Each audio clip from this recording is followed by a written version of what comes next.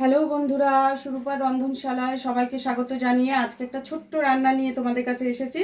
রান্নাটা আমি করছি, আমি রোজ দিন যা করব এবার থেকে তোমাদের সঙ্গে একটু করে শেয়ার করব, আমি বলেইছি। এই দেখো, আজকে একটু আলু ভাজার মতো ফিঙ্গার চিপসের মতো দেখো কেটে নিয়েছি। হ্যাঁ, এগুলো কেটে নিয়েছি, এগুলো একটু জল দিয়ে আর নুন দিয়ে আমি ভাপাতে বসাচ্ছি। কি করব বলো তো, একটু বেসন দিয়ে এগুলোকে ফ্রাই করব। খেতে কিন্তু খুব ভালো হয়। দেখছো আমার গ্যাসটা গন্ডগোল করছে, আমি এখানে তোমরা দেখতে পাচ্ছ না।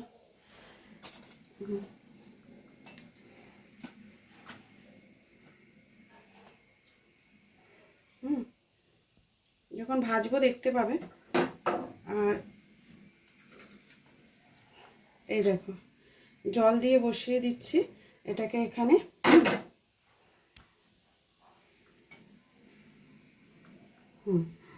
আমি দেশলাই দিয়ে জ্বালিয়ে দিই গ্যাসটা।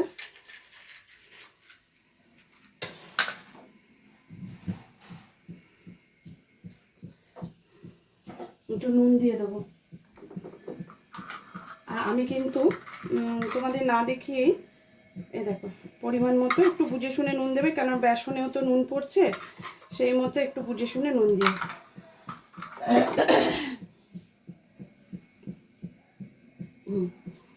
আর তোমাদের আরেকটা জিনিস দেখাই, আমি কিন্তু বেসনটা খাবার সোডা দিয়ে ফেটিয়ে রেখেছি। হ্যাঁ, ফেটিয়ে রেখেছি, এটা একটুখানি মজে যাক, একটুখানি হোক, আমি তার মধ্যে এটাকে রেডি করে ফেলবো। কেমন, ওটা একটু সেদ্ধ হয়ে যাক, তারপরে আমি আবার দেখাচ্ছি। যা, গ্যাসটাই তো নিভিয়ে দিলাম।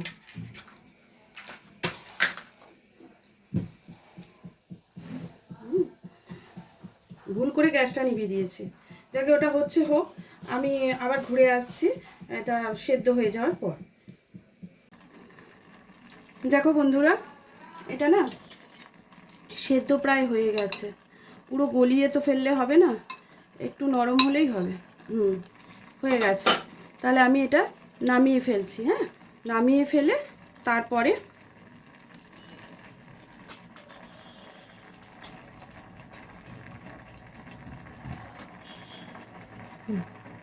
দাও।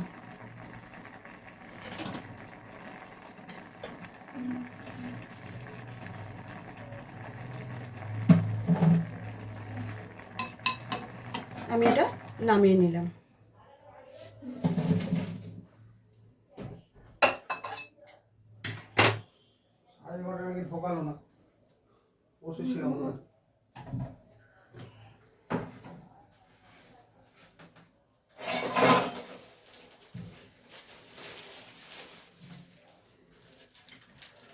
ফ্রাই প্যানটা বসিয়ে দিলাম।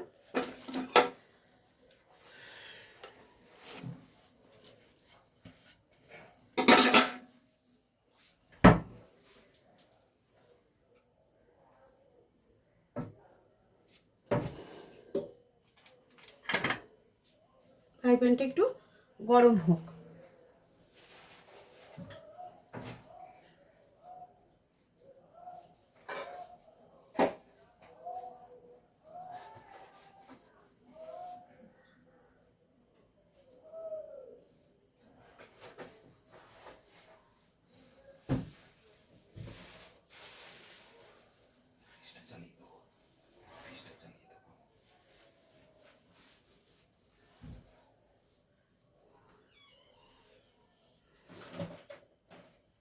এবার তেলটা দিয়ে দিলাম। দেখো,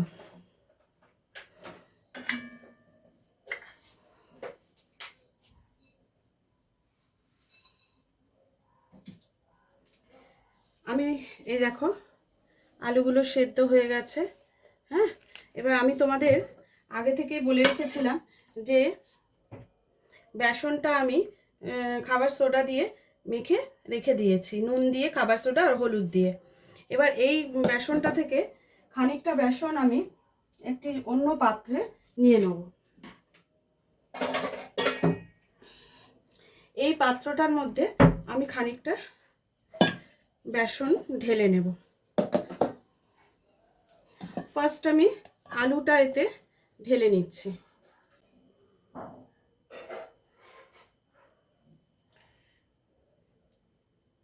একটু না গরম আছে জানো তো,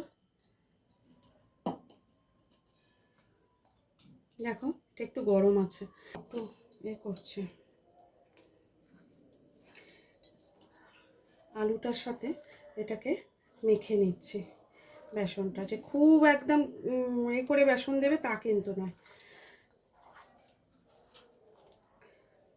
আলুগুলো যেন বোঝা যায় যেটা আলু, বুঝতে পেরেছো? তবে নুনটা কিন্তু বুঝে শুনে দেবে।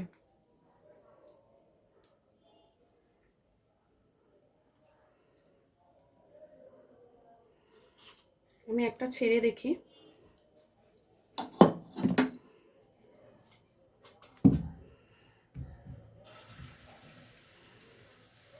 আঁচটা খুব বাড়িয়ে দেবে না, আঁচটা একটু কম করেই রাখবে।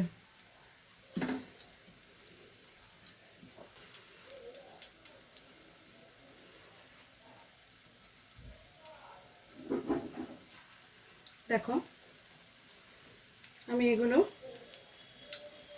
এইভাবে ছেড়ে দিচ্ছি। একটু আঁচটা কমিয়ে রাখলে একটা পিঠ ভালো করে ভাজা হলে তারপরে আর একটা পিঠ উল্টে দেব আমরা, কেমন? এটা একটু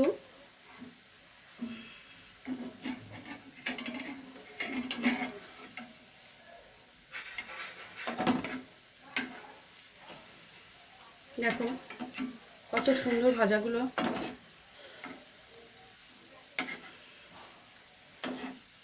এই ফ্রাইটা কিন্তু খেতে খুব ভালো হয় ডালের সাথে। আচ্ছা আমাদের নিরামিষ ইতু পুজো, তার জন্য আমি এগুলো করেছি। পোলাও খাবো, পোলাওয়ের সঙ্গে একটু ঝাল ঝাল পোস্ত করেছি, আমাদের বাড়িতে একটু পোস্তটা ভালোবাসে। আর বেগুন ভাজা, আলু ভাজা করব। আলু চিপসের মতো, ফ্রেঞ্চ ফ্রাই যেটাকে বলো তোমরা, আমি ওইভাবেই করব। একটু মোটা মোটা করে কেটেছি করে, আর এইটা করছি তার সঙ্গে একটু বেগুনিও ভাজবো। দেখো ভাজাগুলো আমার হয়ে গেছে, আমি এবার তুলে নেব। হঠাৎ করে বাড়িতে গেস্ট এসে গেলে চায়ের সাথে অবশ্যই এটা দেয়া যেতে পারে, কিংবা ভাতের পাতে গরম গরম নিয়ে খাওয়া যেতে পারে। বাচ্চাদের টিফিনে অনেক সময় দেয়া যেতে পারে। 30 দিনে 30 রকম খাবার হলে তবেই তাদের একটু দেখবে মনে আনন্দ হয়। তখনও আমরা এগুলোকে দিয়ে তাদেরকে যদি খেতে দিই, তাদেরকে এইভাবে দিয়ে সার্ভ করে দিই, টিফিনেও দিয়ে দিই, তাহলে কিন্তু তারা খুব খুশি হয়। দেখো আমি আজকে তৈরি করে ফেললাম ফ্রেঞ্চ ফ্রাই পকোড়া। হ্যাঁ, এগুলো বাড়িতে কোনো অতিথি এলে অথবা বাচ্চাদের সব কিছুর জন্যই, নিজেদের খাবার জন্য ভাতের পাতে, ডালের পাতে, টিফিনে, ব্রেকফাস্টে, সব কিছুতেই খাওয়া যেতে পারে এবং ভীষণ টেস্টি। তোমরা একবার করে দেখো, ভীষণ ভালো লাগবে। মানে এটা আমি খুব অল্প করে জাস্ট তোমাদের দেখালাম, তোমরা বাড়িতে করো, খুবই ভালো লাগবে। আজকের মতো এই রেসিপিটাই তোমাদের জন্য রইলো। পরের দিন আবার অন্য রেসিপি নিয়ে আবার আসবো। টাটা।